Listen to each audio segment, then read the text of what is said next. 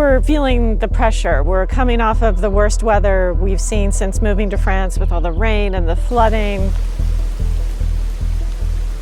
And I feel it's really taken a toll on us, and we're tired. We're a little cranky. We'll get through it. The boiler stopped working again because the basement flooded a second time. But I think Sherlock Holmes in there has figured out the new problem. And of course, in the middle of all this, Enzo got sick.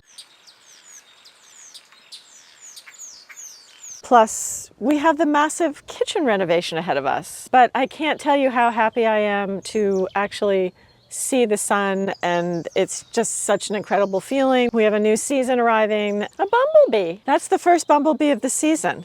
And this is still going from yesterday, maybe 2 days ago. For now, the rain has stopped, which is fantastic news. Even though we were pumping nonstop the whole time, the basement still got over 6 inches of water. So the heat went out again. I've been trying to figure out if it's the same problem but just needs to dry out, or if something's actually busted. But you've taken apart the entire boiler. Yeah. Because, well, we had an issue. The evening before last, all of a sudden we both started smelling oil. Right. So what happened? I did some research and found out that the reason I'm smelling oil is because the oil is getting sprayed, but the electrodes that are there to light it up aren't sparking. Because it was wet. That's your assumption. Now it is. I was about to buy a new control unit because I had sort of exhausted everything that I thought I could do. But I tried one last thing. I looked at terminals that lead to the electrodes. I pulled the wires off and started it. And right before it cuts out, they start sparking. That means the controller is still alive. Right, and then I put it back together and looked at it and you could see it coming from the electrodes at the end. So I think everything's fine. Smelling oil meant there's oil in the bottom of that barrel. So normally it sprays like a mist, and that's what ignites. But if there's a whole bunch of it in the bottom, it makes like an explosion. Because you still walk into the house and you can smell it. I think I can just put it back together and hopefully it'll light up. Is it off? No. No. Off? No. No. Off? Yeah, you're off. You know, when I tried to start it back up, there was some smoke coming out of it. So I guess I hadn't cleaned the oil out of it well enough. So this is the drum, I guess what you would call it. Yeah. This sticks in there and just starts flame going. So I think I got the rest of the oil residue out. And you just cleaned it with, we just did soap and water. Yeah. Yeah, because we didn't want anything. I don't want anything that could blow up on its own. Yeah. You know, at night I have bad thoughts like, oh, the house is going to catch on fire. Last night it was like, okay. Yeah. I hope Lincoln doesn't catch on fire trying to light the boiler. I'm just going to try and clean some of the other parts out here too. What parts are those? For instance, in there. What is that? That's where the fire comes out of, and that's got some gunk on it. But okay. I have to be careful not to break it.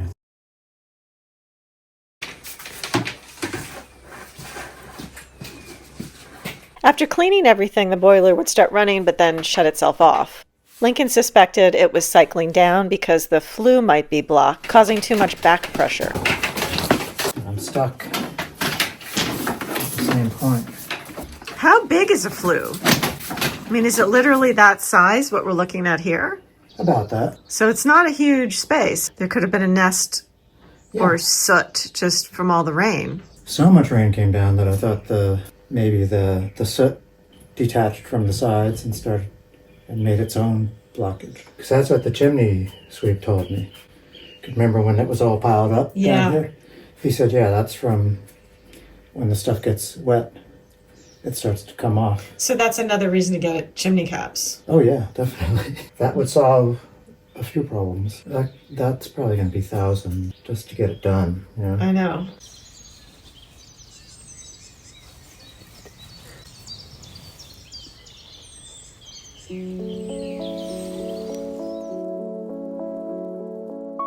The chateau sits on 40 acres with natural springs running through the property, small streams crossing the fields, and a historic vivier that has been here for centuries. Water has always been part of this landscape, and we're starting to see it not just as a feature, but as a potential resource. Since we moved in, we've never fully settled on the best way to heat this building. We currently use a combination of oil and electric, which works but is expensive and not ideal long-term. We've looked into solar and wind, but recently started seriously considering hydroelectric power as a more sustainable option for this property. So we're going to check the Vivier and the lavoir. Right. And the Vivier is on the edge of our property. The lavoir is a washing area, and the Vivier is a man-made fish pond where they would store the fish. There are problems or difficulties with implementing solar and wind, but hydro would be much easier, and it's also more efficient, so you get more power out of what goes through it. And since we have water on the property, Right. we feel it would be silly not to utilize it. Right. I'm sure there are people that make these things, because it's like a miniature hydroelectric dam kind of thing, or whatever. I mean, we've got a dam. It's going to be soggy over here. And we really need to get out here more just to check areas of the property. This is a big tree that fell.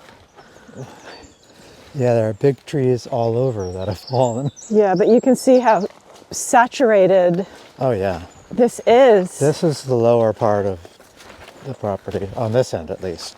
Yeah, see, we can't even find our Vivier.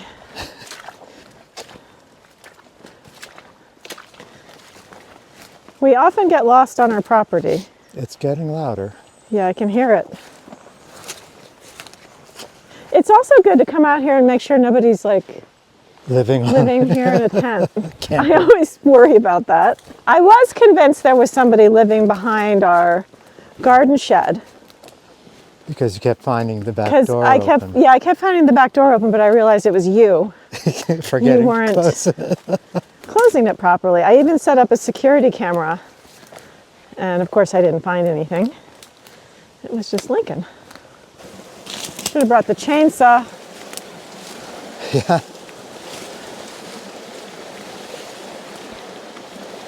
This is a recent one. A recent tree. Oh my God. So this is our Vivier. Well, this is where the water goes through here. It's the dam. Yes, this is our little dam.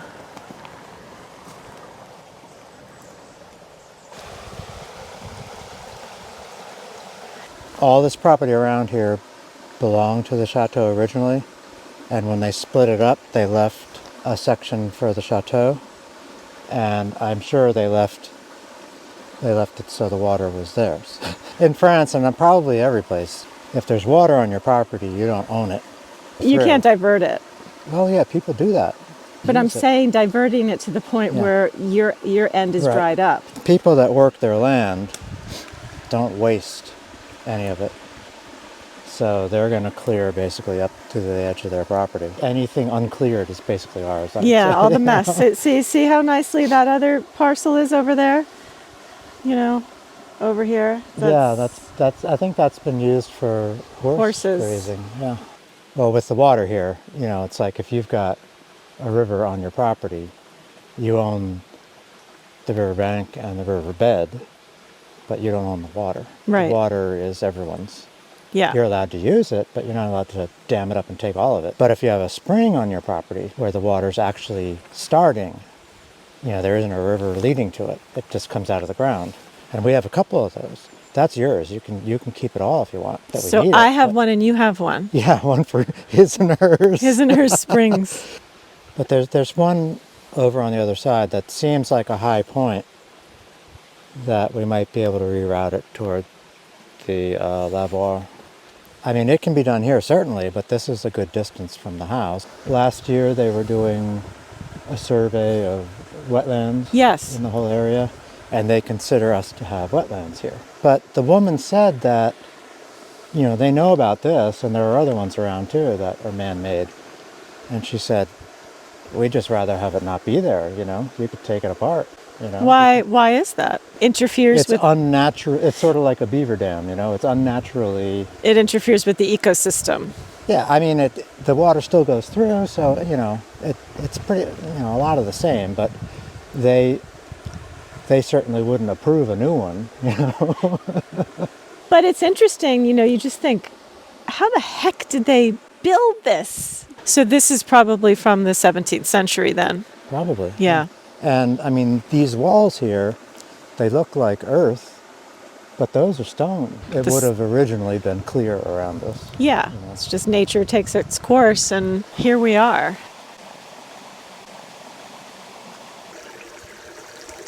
Are you lost?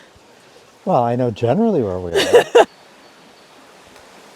Can we talk about something slightly uncomfortable? Because being a woman online sometimes feels like leaving your door unlocked and hoping everyone behaves. So there are people search sites that profit from your privacy for a few dollars. Anyone can find your home address, your cell phone number, even your relatives' names. I had one of those moments when I Googled myself and saw way more than I was comfortable with. I saw my address, family connections, phone number, details I definitely didn't volunteer. And at one point, it felt like the internet knew me better than I knew myself, which feels totally invasive. And I really don't have the energy to spend Sunday nights filling out those opt-out forms just to feel safe. And that's why I use Delete Me, the sponsor of our video today. It's a hands-free service that removes your personal details from hundreds of those creepy search sites and keeps monitoring so they don't quietly put it back up later. Think of it as a privacy bodyguard. And they've been doing this for over 15 years and have real human privacy advisors. Not cats, in case you need any help. They were also named Wirecutter's #1 data removal service. So when I logged on and saw my dashboard with hundreds of records having been removed, it felt like I was locking the door. So you can get 20% off Delete Me consumer plans when you go to joindeleteme.com/ofchâteau and use our special promo code at checkout, or use the QR code on the screen. Thanks, Delete Me. So we've been getting so much water, and when we constructed the greenhouse, we got so much crap from people saying, you're digging down too low, it's gonna flood, you're gonna have a mess on your hands. Right. So Lincoln being Lincoln, he wanted to show you all the state of the surround of the greenhouse. I think the first thing that probably a lot of people didn't understand is that this wall goes down into the ground, like at least 5 feet. So, you know, water that's running this way, because it's a kind of a slope, isn't getting past the wall. So you don't have water from the whole rest of the property trying to flood this area. And that's what I figured out, or I figured. You guessed? Before we did it. That's why I thought it wouldn't be a problem. And if you look at it now, it's perfectly fine. I mean, if it was going to flood, this would be the time. Exactly. We have never, ever had this much rain. Crossing my fingers that this is not our new normal, because we're going to be in trouble. The other problem we've had is we haven't been able to mow. And normally in the winters, we kind of need to. We mow. So this is what Lincoln was talking about. Right. I flattened this area out the time that we rented the digger. So this is what we dug down about 1.5 feet from the normal ground level, I guess. Yeah. And it's, you know, nothing. Yeah, I mean, the wall could come down, you know, from all the water. It's been standing for a couple hundred or even longer. There are a lot of old walls around here. Everywhere you go, you see old walls, and they're easily a few hundred years old, and they're just fine. Yeah, but we do need to get them pointed. That'll be our retirement when we have nothing to do. We'll just be out here every day. You know, when we were working on the cottage, we did a whole bunch of work digging out around the foundation to put gravel in, and, well, just getting the water away from the foundation, because the ground level on the outside is higher than the floor in the cottage by a few feet or 2 feet or whatever. It used to be constantly damp in there. Anybody home? And this is just soil, so it's, yeah, you know, this is plain ground. Yeah, it's no moisture on the no wall. moisture. That's fantastic. It used to be wet up to about 2 or 3 feet. Yeah. Yeah. I should check if anybody has been sleeping in this little house. I don't think so. Looks like you filled it up. Well, I did, but somebody could be sneaking in there. Hello, anybody home? Knock, knock, knock. Oh yeah, someone's been in there. There's a little indent. Good. So that's good. So, good news, cottage is dry. Yeah.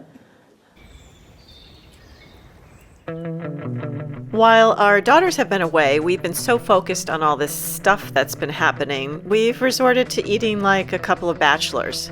I had cereal for dinner last night. Lincoln had peanuts. A few nights ago, I was a hero because I took some vegetable fried rice out of the freezer and heated it up. In many parts of France, Sundays are gloriously quiet, which is great until you're hungry and every grocery store is closed. So, out of equal parts curiosity and desperation, we drove to a seaside town I've been wanting to check out for one specific reason: oyster vending machines.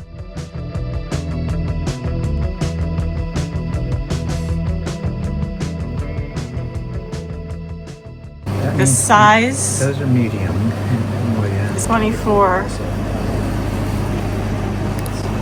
Oh, look at this. Lemon.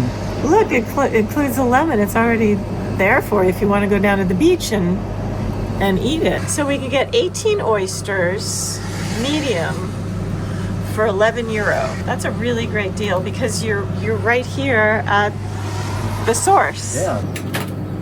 Oh, it opened.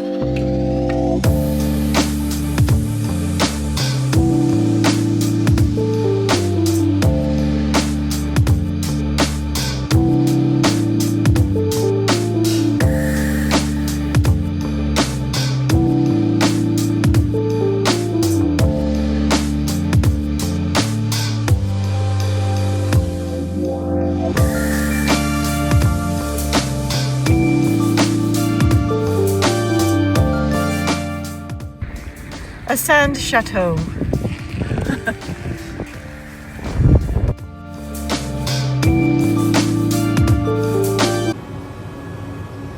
Going to try a vending machine pizza. So it says it's hot in 3 minutes. I'm not expecting much of anything. Curry chicken, 4 cheese, Norman, kebab, salmon, oriental. I mean, I don't know what that is. I don't know what half of those are. Tomato sauce, mozzarella, smoked salmon, leeks, and cream and chives. That is just horrific, in my opinion. I mean, You see them in the grocery stores all the time. yeah. Cream base, potatoes, mozzarella, bacon, red onion. I don't know. That sounds interesting. Cream base, mozzarella, bacon, camembert, and potatoes. These are definitely French pizzas. Let's do this one. Should we try it? Too bad we don't have smell-o-vision. I know, it actually smells good. I mean, I think it's because I'm incredibly hungry. Do you think it comes sliced? In France, when you go to a pizza place, it's similar to Italy. You eat pizza with a knife and fork. So, unless they give us a little knife and fork, Okay. how do we eat it? I guess we'll find out. Oh, we're in countdown mode.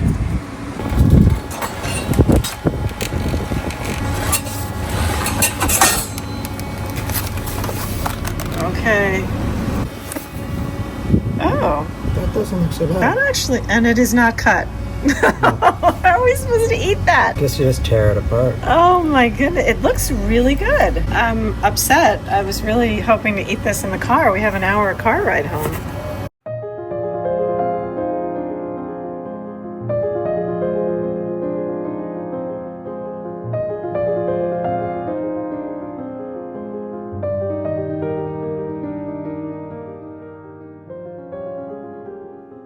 So if you're new to our channel, I'm standing in our dining room, which has been turned into our temporary kitchen. As I mentioned earlier in the video, we're about to tackle a major kitchen renovation. So this space has worked out really well for us so far. It's just a simple functional space, and so far I'm quite happy with it. Most of what you see on our channel revolves around renovation. But before I ever picked up a putty knife, I spent over 20 years working in professional kitchens.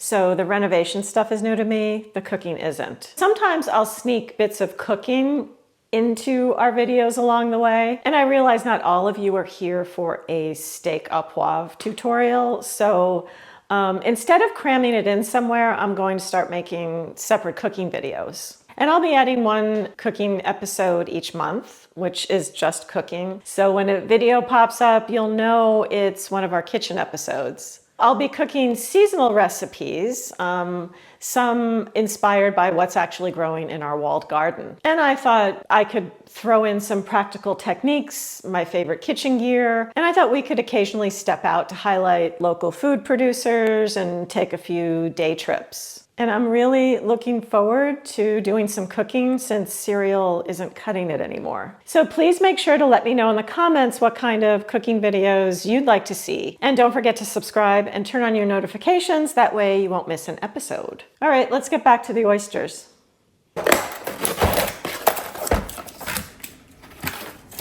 It's even packed in seaweed. Oh my gosh, they're so gorgeous. These only cost me €11. If you went to any restaurant, how much would that cost you? Serve the oysters chilled with a classic mignonette sauce of red wine vinegar, shallots, and black pepper.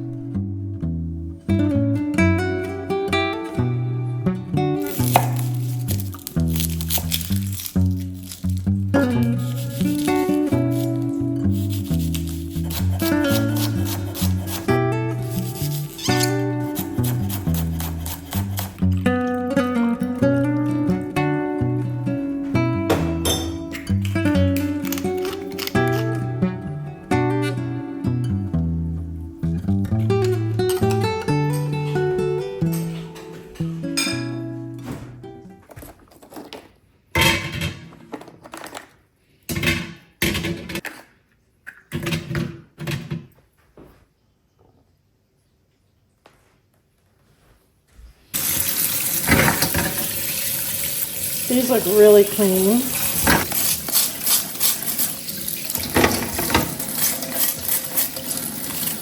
Look how pretty that is.